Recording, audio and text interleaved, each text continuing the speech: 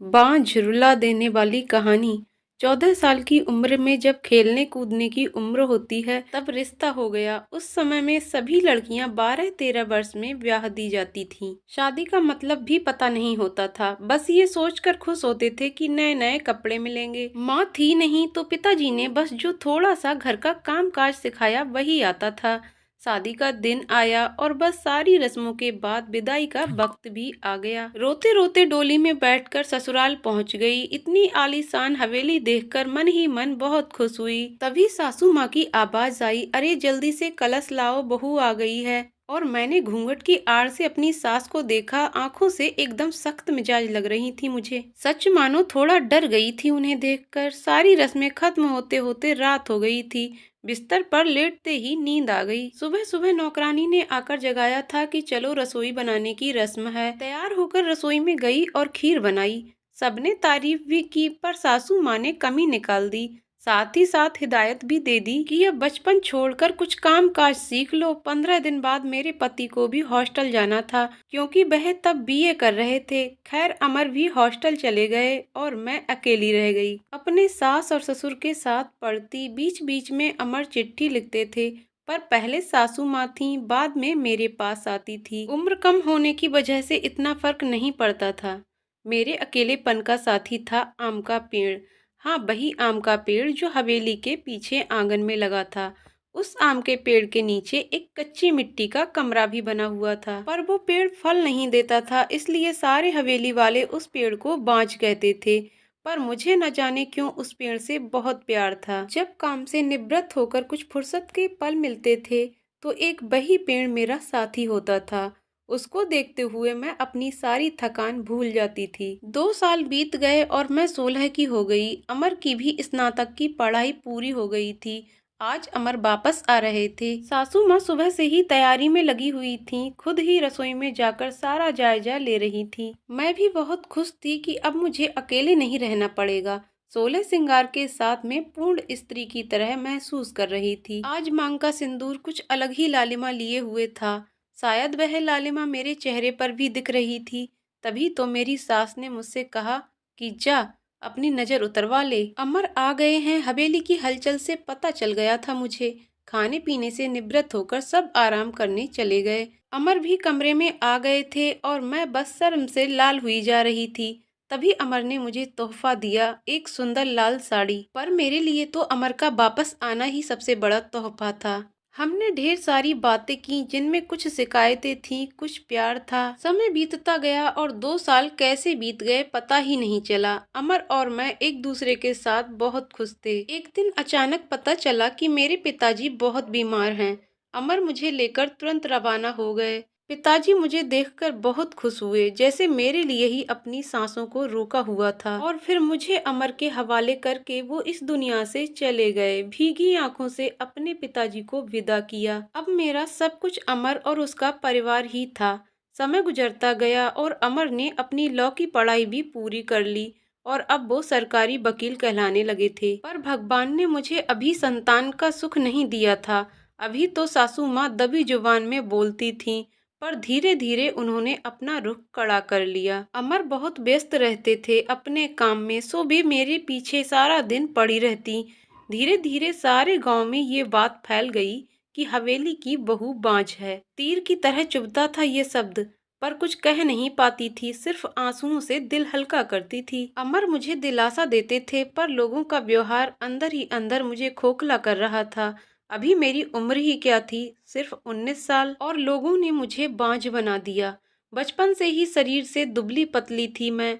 फिर माँ के मरने के बाद ठीक से पालन पोषण भी नहीं हो पाया था। एक दिन अमर जब दोपहर के खाने पर घर आए तो सासू माँ ने फरमान सुना दिया कि हम अमर की दूसरी शादी करेंगे। उफ, इतना बड़ा धोखा अमर कैसे दे सकते हैं मुझे? नहीं, ऐसा नहीं हो सकता है। बत्ती बुझा दो, मुझे सोना है। अमर, कुछ बात करनी है आपसे, मैं थक गया हूँ। धानी, मुझे सोने दो। अमर, क्या आप दूसरी शादी करेंगे? धानी, मैंने कहा ना, सोने दो मुझे, थक गया हूँ। मैं तुम सब लोगों की चिक चिक सुनते सुनते उधर माँ है और इधर तुम, परेशान हो गया हूँ। मैं मन करता है कि आत्महत्या कर लूं। नहीं अमर, ऐसा मत कहिए, धानी ने अमर के मुंह पर हाथ रखते हुए कहा। आपके अलावा अब कौन है मेरा? धानी करवट लेकर सारी रात आंसू बहाती रही और जब सुबह उठी तो एक टूटी औरत बनकर जो मजबूत होकर हर चीज से समझौता कर लेती है। सारी रात यही सोचती रही कि शायद अमर ने भी मौन स्वीकृति दे दी है दूसरी शादी के लिए, पर उसे ये कहाँ मालूम था कि उसकी माँ ने किस हद तक उसे मजबूर किया है दूसरी शादी के लिए। 1 महीने के अंदर ही अमर की दूसरी शादी गेंदा से हो गई। गेंदा अमर की माँ की दूर की रिश्तेदार की बेटी है। धानी अपना सामान सब पीछे वाले कमरे में रख ले। आज से गेंदा इस कमरे में रहेगी अमर के साथ। सासू माँ ने हाथ नचाते हुए कहा। कैसे छोड़ दूं ये कमरा? नहीं, ये मेरा कमरा है, जिसे जहाँ जाना है जाए। पर फिर ख्याल आया कि जो ब्याह कर इस घर में लाया था, जब वही मेरा नहीं है तो ये कमरा मेरा कैसे हो सकता है? ऐसा सोचते हुए आंखों में आंसुओं का सैलाब उमड़ पड़ा। सिंदूर की डिब्बी और कुछ कपड़े लेकर उस कच्ची मिट्टी के कमरे की तरफ बढ़ गई। सामान एक कोने में रखकर खिड़की पर बैठ गई और उस आम के पेड़ को देखते हुए उसको निहारने लगी। इससे कुछ कम हो जाएगा दुख, किस्मत कहूँ या कुछ और, कि आज मेरी हालत भी इस पेड़ की तरह हो गई है। अकेला बेसहारा जैसे ये अभी तक अपने अस्तित्व को बचाने में सफल रहा है, क्या मैं इसकी तरह अडिग और मजबूत रह सकूंगी, या फिर किसी कमजोर लता की तरह मुरझा जाऊंगी और अपना अस्तित्व खो दूंगी? नहीं, ऐसा नहीं होगा। मैं मजबूत रहूंगी। जब ये बेजुबान पेड़ सबसे लड़ सकता है तो मैं क्यों नहीं? अपने विचार श्रृंखला से बाहर आते ही मैंने अपने आप को संभाला और हर स्थिति से लड़ने के लिए तैयार किया। दिन गुजरते गए और मैंने घर के कामों में अपने आप को व्यस्त कर लिया। अपनी कोठरी के आसपास खूब सारे पेड़ लगाए और बाकी बचे हुए समय में उन पेड़ों की देखभाल करने लगी।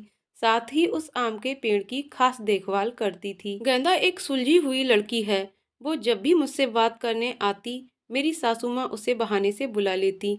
अमर पहले से भी ज्यादा व्यस्त रहने लगे थे। मुझसे बात तो करते थे, पर एक पछतावा हमेशा उनकी आंखों में दिखता था।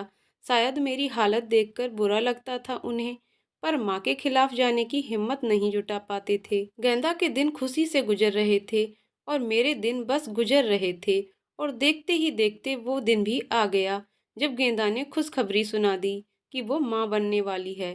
पूरी हवेली में त्योहार जैसा माहौल हो गया। सारे नौकरों में तोहफे बांटे जाने लगे। मैं भी बहुत खुश थी कि चलो अच्छा है, अब घर में एक नया मेहमान भी आ जाएगा। शायद मेरी जिंदगी का सूनापन कुछ कम हो जाएगा। गेंदा बहुत कमजोर थी और उम्र भी 16 साल। उसे बहुत तकलीफ होती थी। अब सासू माँ का आदेश था कि उसकी अच्छे से सेवा की जाए, जिससे कि उसकी कमजोरी दूर हो सके। सारी देखभाल के बाद भी गेंदा का वजन कुछ खास नहीं बढ़ रहा था। एक दिन चिंतित होते हुए मैंने अमर से कहा कि गेंदा को शहर के किसी अच्छे डॉक्टर को दिखा लाओ, पर सासू माँ ने ये कहकर मना कर दिया कि हमारे भी बच्चे घर पर हुए हैं। अमर की वही पुरानी आदत थी, अपनी माँ के खिलाफ वो जा ही नहीं सकते थे। एक दिन गेंदा की तबीयत कुछ खराब होने लगी। उसकी सांस बहुत फूल रही थी। घबराकर मैंने गांव के वैद्य जी को बुलावा भेजा। वैद्य जी ने आकर कुछ दवाइयाँ दी और खून की कमी भी बताई। और जब मैंने अमर को ये सब बताया तो सासू माँ ने मुझे गेंदा से दूर रहने का आदेश दे दिया, ये कहकर कि एक बांझ की छाया भी नहीं पड़नी चाहिए गेंदा पर। खैर, मुझे गेंदा से दूर कर दिया गया और मैं फिर से अपनी कोठरी में अकेली सारा दिन बंद रहने लगी। या ये कहूँ कि अंदर ही अंदर मैं खुद भी डर गई थी कि कहीं सचमुच मेरी वजह से गेंदा को कुछ ना हो जाए। कुछ दिन बाद रात में नौकरों का शोर शराबा सुनकर मैं आंगन की तरफ भागी। देखा तो गेंदा के प्रसव का समय आ गया था। गांव की बूढ़ी औरतें दाइयों को बुलाया गया। पूरी हवेली में हलचल का माहौल था। मैंने अमर की तरफ देखा, बहुत डरे हुए लग रहे थे। मैं उनके पास गई और उन्हें थोड़ा धैर्य रखने को कहा। थोड़ी देर में बच्चे की किलकारी गूंजने लगी। हम सभी की खुशी का ठिकाना नहीं रहा था। पर तभी काकी ने बाहर आकर बताया कि गेंदा की कमजोरी और खून की कमी के कारण वो गेंदा को बचा नहीं पाए। बेटी को जन्म देते ही गेंदा का देहांत हो गया। हाय, पोते का मुंह देख नहीं पाई मैं, अब कैसे मेरा वंश चलेगा? सासू माँ का बिलाप सारी हवेली में गूंज रहा था। उस छोटी दूधमुंही बच्ची को देखकर मेरा कलेजा मुंह को आता था। ऐसा लगता जैसे वो मैं हूँ। मैंने उसे कलेजे से लगा के रखा। जिनकी माँ नहीं होती वो बच्चे कुछ ज्यादा ही समझदार होते हैं शायद। जरा भी परेशान नहीं करती थी वो मुझे। बस दूध पीते ही सो जाती थी। सासू माँ का वही राग चलता रहता कि लड़कियों से वंश नहीं चलता है, पर अब शायद किसी को फर्क नहीं पड़ता था। अमर अब पहले से खुश रहने लगे थे। ऑफिस से आते ही मेरे कमरे में आते और गुड़िया को खिलाते। मुझे भी अमर को खुश देखकर बहुत अच्छा लगता था।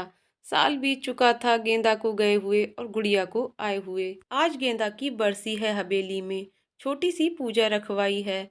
मैंने पंडित जी के आते ही सासू माँ से प्रश्न किया कि क्या मैं जीते जी पोते का मुंह दिखा पाऊंगी, और पंडित जी ने उसके लिए कुछ ग्रह शांति के उपाय बताए। सासू माँ चल दी पंडित जी को हवेली दिखाने और सारी हवेली को शुद्धि कराने। मेरी कोठरी के पास भी गईं और पंडित जी को वो बांझ पेड़ भी दिखाया। पेड़ देखते ही पंडित जी का मुंह बन गया और उन्होंने कहना शुरू कर दिया कि इसी मनहूस पेड़ की वजह से हमारे घर में बेटा नहीं है, जितनी जल्दी हो सके इसे कटवा दो। अब मेरे बर्दाश्त की हद हो चुकी थी। मैंने अमर की तरफ देखा, पर मुझे नहीं लगा कि वो मना करेंगे, और सासू माँ ने तुरंत नौकरों को बुला लिया कि आज इस पेड़ को काट ही डालो। मुझे कुछ समझ नहीं आ रहा था कि क्या करूं, कैसे अपने सुख दुख के साथी को बचाऊं। जैसे ही वो कुल्हाड़ी लेकर पेड़ काटने के लिए आगे बढ़ने लगे, मैं फुर्ती से भागकर उस पेड़ से लिपट गई और विनती करने लगी कि इस पेड़ को छोड़ दो। पर वो लोग नहीं मान रहे थे।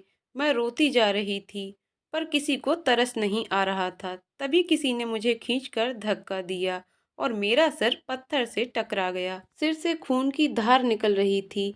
ये देखकर अमर से रहा नहीं गया और उन्होंने सबको वहां से हटा दिया और तुरंत मुझे अस्पताल ले गए। मलहम पट्टी के बाद मुझे कुछ होश आया। डॉक्टर साहिबा सामने खड़ी थीं और अमर को कुछ समझा रही थीं। सासू माँ भी वहीं थीं और उनके चेहरे से पता चल रहा था कि उन्हें अपने किए पर अफसोस है। डॉक्टर, क्या अब हम इसे घर ले जा सकते हैं? अमर ने पूछा। हाँ, अब आप इन्हें ले जा सकते हैं, पर ख्याल रखिएगा कि अब ऐसा दोबारा ना हो, क्योंकि ऐसी हालत में ऐसे गिरना ठीक नहीं होता। ऐसी हालत? डॉक्टर, क्या हुआ है इसे? अमर ने घबराते हुए डॉक्टर से पूछा। अरे, आप लोगों को नहीं पता, अब ये माँ बनने वाली है, तो इनका अच्छे से ख्याल रखिएगा। ये सुनकर किसी को भी यकीन नहीं हुआ। सब बस एक दूसरे को देखे जा रहे थे और मैं तो बिल्कुल यकीन नहीं कर पा रही थी। सासू माँ की आंखों में पछतावे के आंसू थे। मेरे सर पर हाथ रखकर बस इतना ही कह सकी कि मुझे माफ कर दो, और मैं मुस्कुराकर उनसे लिपट गई, जैसे मैं अपनी माँ से लिपटी हूँ। पूरे 9 महीने मेरी सासू माँ ने मेरा बहुत ख्याल रखा और मैंने उस पेड़ का। आज मेरी डिलीवरी होनी थी। सासू माँ समय से मुझे अस्पताल ले गईं, ताकि जो गलती उन्होंने गेंदा के समय की थी वो अब ना हो। बधाई हो, आपके पोता हुआ है। नर्स ने सासू माँ को खबर सुनाई और सासू माँ ने हाथ से अंगूठी निकालकर नर्स को दी। वो खुश थी, पर इस वजह से नहीं कि पोता हुआ है, बल्कि इस बात पर कि मैं बिल्कुल ठीक हूँ। हवेली में धूमधाम थी। सब खुश थे कि हमारा परिवार पूर्ण हो गया था बेटी और बेटे के आने से। और एक खुशी कहीं और भी पनप रही थी। वो उस आम के पेड़ में फल आ रहे थे। शायद हम बहुत जल्दी चिंता करने लगते हैं फल आने की, पर हर चीज का एक समय होता है। कुपोषित शरीर हो या पेड़, दोनों ही फल नहीं देते। दोस्तों, आपको कहानी कैसी लगी कमेंट करके ज़रूर बताइएगा। कहानी पसंद आई हो तो वीडियो को लाइक शेयर करें और चैनल को सब्सक्राइब करें। वीडियो को पूरा देखने के लिए बहुत बहुत धन्यवाद दोस्तों।